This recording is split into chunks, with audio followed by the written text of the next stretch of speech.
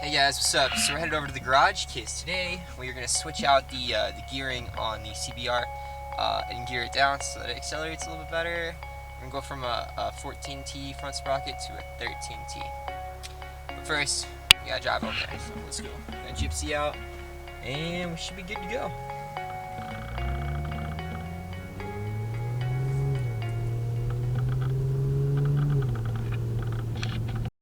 Alright guys, so I've been working on this for a little bit here, adjusting the suspension and everything.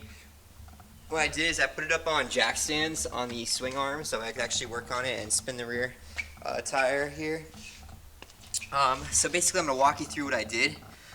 These are set nuts for adjusting the chain tension. So you know, they go opposite of each other to lock that down. That's what's going to move the rear wheel forward and backward. So you loosen those up.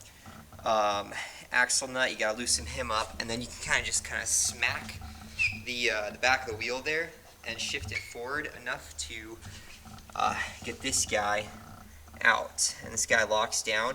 Now this washer here confused me a bunch because it's weird. So it's splined, but it doesn't line up and lay flush with the other sprocket.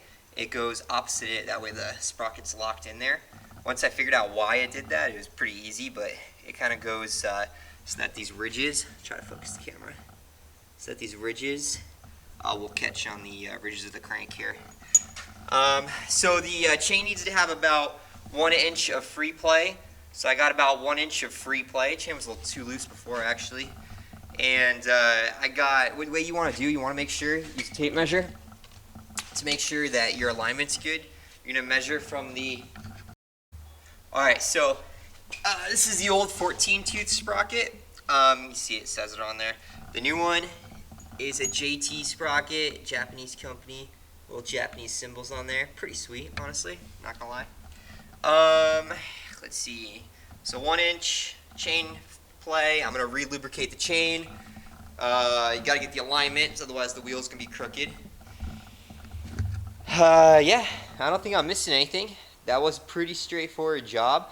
Hardest part is lifting it onto the jack stands. I'm so glad this bike is a 300 and it's only like, it only weighs like 300 pounds I think, I don't know. It's a really light bike. So lifting it up onto the jack stands was, I can't imagine with a 600 trying to lift it up there, that would kind of be, I don't know. I really like this bike. I am going to get rid of this muffler. This thing's too huge and heavy, it gets in the way, and it's pretty awful. Probably get like a Yoshi clone or something and throw it on there. And yeah, I'm gonna re-lube this, put it together. The advantage of gearing it down like that versus the old sprocket is it's gonna have a lot more torque. As it is, this bike already has a lot of torque to it. Honda designed it with a single, and it's got, yeah. Anyway, so that's that for now. Let's take it from here. I'll probably take it out for a ride and then we'll see how it handles. Alright, so I realized this filter I'm running on my lens has kind of been screwing up my photos a little bit, but whatever, it protects the camera. When I do some good photo shots, I'll just kind of take it off, get a better one. But today, Gypsy's terrible. We're going to wash her. Since we're done with gearing down the bike, I'm just going to do a full detail and get her where she should be, honestly. Completely clean her up. Be pretty awesome, honestly.